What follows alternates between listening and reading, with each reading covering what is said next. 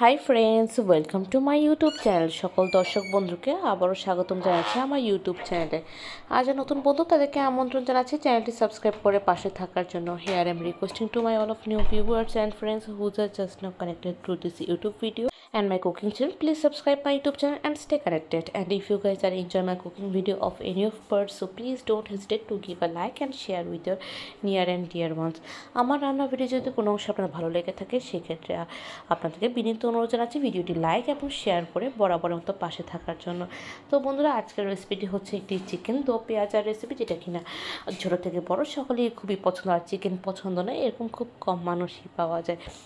আর সেটা যদি হয় দো পেঁয়াজের, সেটা যদি হয় শীতকালীন সবজি দিয়ে, সেটা তো আর কথাই নেই। So friends, today's we are presenting a very delicious and tempting chicken do pyaja recipe. So I hope this video will give you better insights, and please let us know your valuable comments in our comment section. তো আর কথা না বাড়িয়ে চলুন তাহলে মূল পর্বে শুরু করে দিই।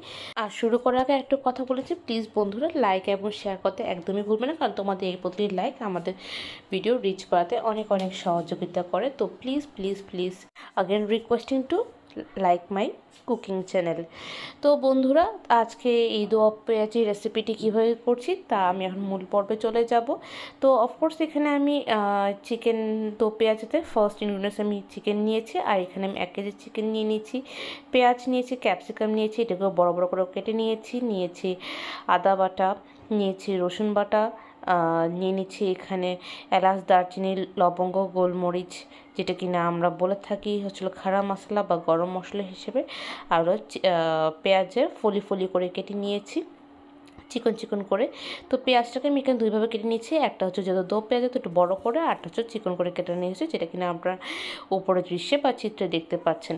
তো এখন আমরা চলে যাব মেইন পর্বে। তো আশা করি আমার এই উপকরণ সম্পর্কে সবার একটা আইডিয়া হয়ে গেছে। তো প্রথমে নিয়েছি কড়াইতে আমি দিয়ে দিব পর্যাপ্ত পরিমাণ জল, দিয়ে আমি চিকেনটাকে সেদ্ধ করব। আর এখানে চিকেনটাকে আগে থেকে ভালো করে ধুয়ে পরিষ্কার করে রাখা, তো চিকেনে দিয়ে দিচ্ছি এবং দিয়ে দিচ্ছি এখানে পরিমাণ মতো লবণ, দিয়ে আমি এটাকে সেদ্ধ করব। আর অবশ্যই সেদ্ধর সময় আমি এটা ঢেকে দিব, তাহলে তাড়াতাড়ি হয়ে যাবে সেদ্ধ করার জন্য। আর এখানে আমি গোলমরিচ দিয়ে দিচ্ছি, তাহলে একটু ঝাঁঝালো একটা ম্যাটার থেকে থাকে।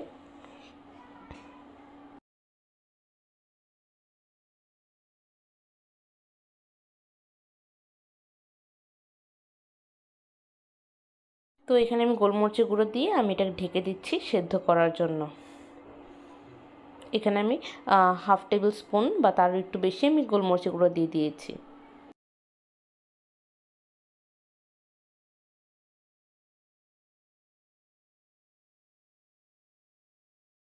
তো দেখতেই পাচ্ছেন বন্ধুরা, এখনও অনেকটা সেদ্ধ হয়ে গেছে। তো সেদ্ধ যখন হয়ে যাবে তখন আমি চিকেন স্টু জলটাকে আলাদা করে রাখবো, এটাকে আমি ঝোল হিসেবে ব্যবহার করে থাকবো বা অন্য কোনো রান্নাতেও ব্যবহৃত করতে পারবো।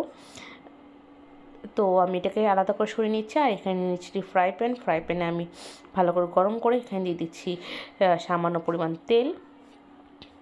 তেলটা ভালো করে গরম হয়ে গেলে এখানে আমি দিয়ে দেবো মোটা করে কেটে রাখা ক্যাপসিকাম এবং পেঁয়াজ।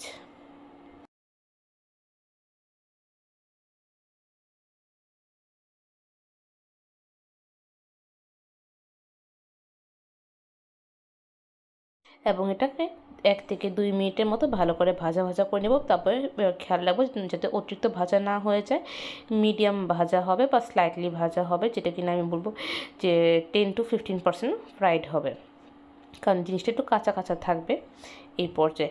আর অবশ্যই এই পর্যায়ে দিয়ে দেবো পরিমাণ মতো লবণ,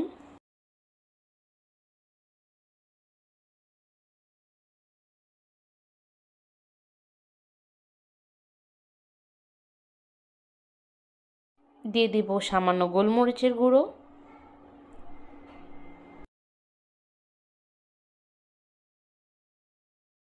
এবং এইভাবে করে টস করার পর আমি এটাকে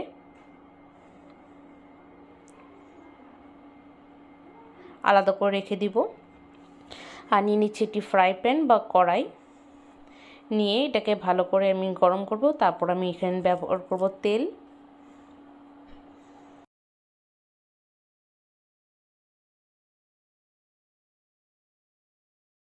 তেলটি ভালো করে গরম হয়ে আসলে এখানে আমি দিয়ে দেবো গরম মশলা উপকরণ, মানে হচ্ছিলো এলাচ, দারচিনি, লবঙ্গ, গোলমরিচ, আর দিয়ে দেবো তেজপাতা। বেশ কিছুক্ষণ ভাজা হয়ে গেলে, কয়েক সেকেন্ডের মতো ভাজা হয়ে গেলে, 20 থেকে 30 সেকেন্ডের মতো ভাজা হয়ে গেলে এখানে দিয়ে দিব আমি পেঁয়াজ কুচি, যেটা কিনা চিকন চিকন করে বা ছোট ছোট করে কাটা হয়েছে।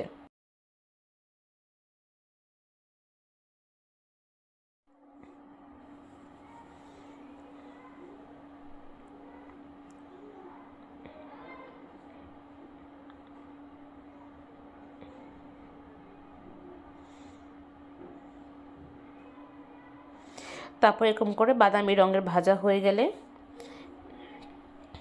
দিয়ে দিব আদা বাটা,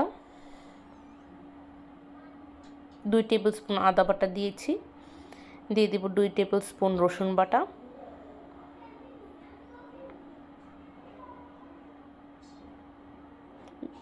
দিয়ে দিচ্ছি জিরার গুঁড়ো, ধনিয়ার গুঁড়ো,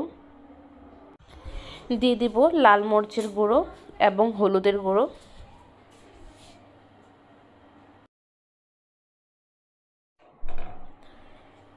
এভাবে করে আমি এটাকে এখন ভালো করে কষিয়ে নিব।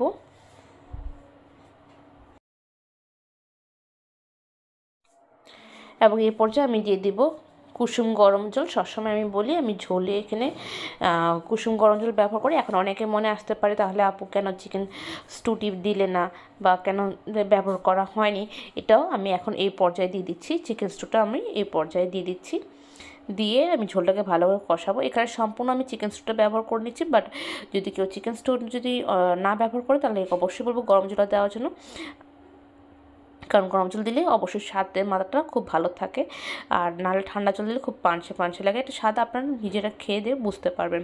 তো এখানে দেবো পরিমাণ মতো লবণ, আর সেই সেদ্ধ করে রাখা চিকেনটি এই পর্যায়ে আমি ভালো করে দিয়ে দিব, দিয়ে আমি এটাকে ভালো করে কষাবো।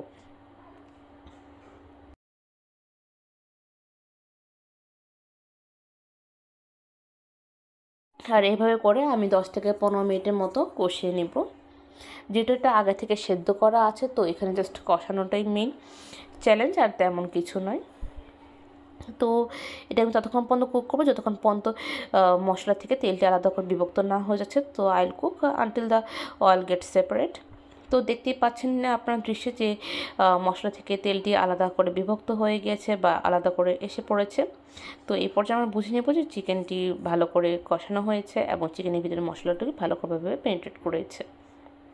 তো এই পর্যায়ে যদি আপনারা চান যে ঝোলের মাত্রা বাড়ানোর জন্য, তো আপনারা সামান্য জল ব্যবহার করতে পারেন বা চিকেন স্টু ব্যবহার করতে পারেন, তবে আমি ঝোলের মাত্রা এরকমই রাখবো। আর এই পর্যায়ে আমি দিয়ে দিচ্ছি ভাজা ক্যাপসিকাম এবং পেঁয়াজ, যেটা আমি আগে ভেজে রেখে দিয়েছিলাম, গোলমরিচ এবং লবণ দিয়ে যেটা ভাজা করেছিলাম।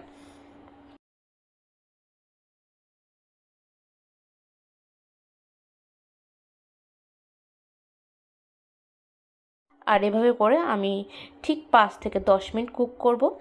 আর এভাবে 5 থেকে 10 মিনিট কুক করার পর আমি এটাকে গরম গরম পরিবেশন করব। এটা হতে পারে পোলাও বা হতে পারে সেটা জিরা রাইস বা ফ্রাইড রাইস, এটা দুর্দান্ত লাগবে। আর এখন ক্যাপসিকামের সিজন, তো ক্যাপসিকাম অবশ্যই এভাবে করে করে খেতে পারেন চিকেন দো পেঁয়াজে, ইটস অ্যামেজিং। তো আশা করি আপনাদের বাড়ির বড় থেকে ছোটো সবাই অনেকে পছন্দ করবে। এবং কার কেমন লাগলো অবশ্যই জানাবেন, কারণ আপনাদের মন্তব্যগুলো সবসময় আমাদের শিরোধার্য। So we always appreciate what we get love from you, and thank you so much for stay connected, and thank you so much for appreciate us every day. তো বন্ধুরা, আজকের রেসিপিটি এতটুকুই রয়েছে। আবারও দেখা হবে অন্য একটা রেসিপি, অন্যরকম কথোপকথন নিয়ে। ততক্ষণ পর্যন্ত সুস্থ থাকুন, ভালো থাকুন, টেক কেয়ার, এবং লাইক দিতে অবশ্যই ভুলবেন না। যারা নতুন নতুন বন্ধু তারা প্লিজ সাবস্ক্রাইব করবে, কারণ তোমাদের সাবস্ক্রাইব আমাদের ভিডিও রিচ বাড়াতে অনেক অনেক সহযোগিতা করে। তবে হ্যাঁ বন্ধুরা, আমি তোমাদেরকে অনেক অনেক মিস করছি। তো আমি খুব শীঘ্রই একদিন লাইভে আসবো। কবে আসবো সেই টাইমটা আমি নির্ধারণ করে আমি তোমাদেরকে আমি আমার কমিউনিটি পোস্টে জানিয়ে দিব। তো আশা করি অনেক তাড়াতাড়ি আপনাদের সাথে দেখা হবে। তো যখন দেখা হবে তখন খুব আড্ডা হবে, আর কবে আড্ডা হবে সেটা আমি ডেটটা জানিয়ে দেবো। তো বন্ধুরা, আজকে অনেক কথা বলে ফেললাম। Tata, bye bye, take care and good night.